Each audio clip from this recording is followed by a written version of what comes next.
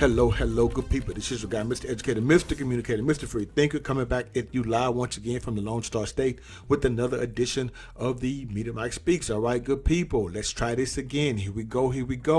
Microchip implanted under the skin could be your COVID vaccine passport. Yes, good people, this is real and this is happening. That's right, it's no longer just a mad conspiracy theory. Now, listen to this, good people. A Swedish tech startup, Epicenter company, has developed microchip technology that may be used to store and display a person's vaccination status. This was developed in Stockholm, as they say. The tiny chip, the size of a grain of rice, as you see in the photo, can store a COVID vaccine passport, the likes of which are increasingly being mandated across the world.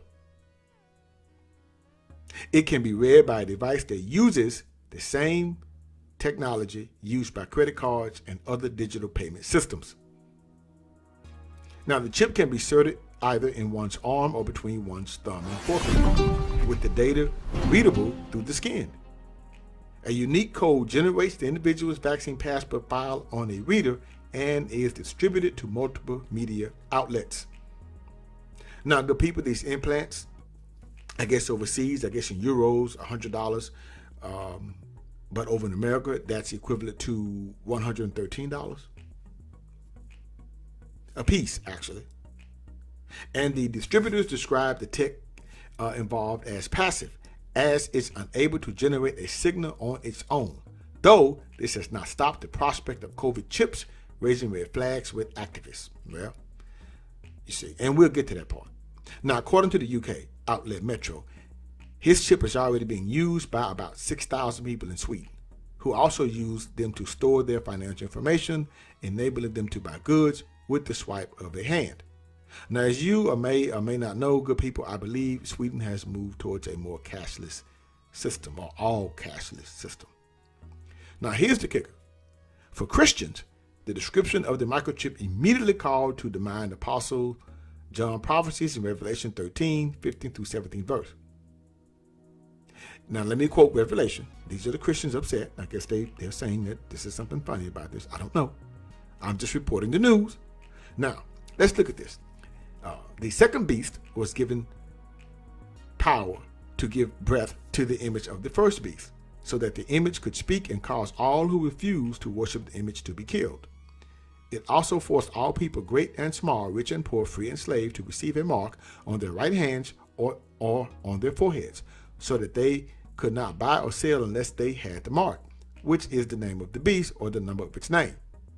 This calls for wisdom. Let the person who has insight calculate the number of the beast, for it is the number of a man. That number is 666. I guess the Christians are upset about this. I guess. I don't know. But, however, Epicenter goes on to say the chips can also be used to store such information as building access codes, bus passes, and gym memberships.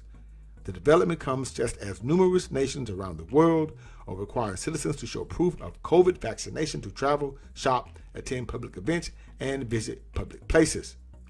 Okay, we will see just what this new year will bring. But I do wonder, or can't help but wonder, good people, what those so-called other Christians are saying about this, or faithful churchgoers who support this, and what they will have to say. Well, they will probably say something like, keep the faith, don't believe everything you hear or read, and to make sure you pay your tithes this week for the collection plate. Things to make you go, But feel free to leave your comments in the comment section, good people.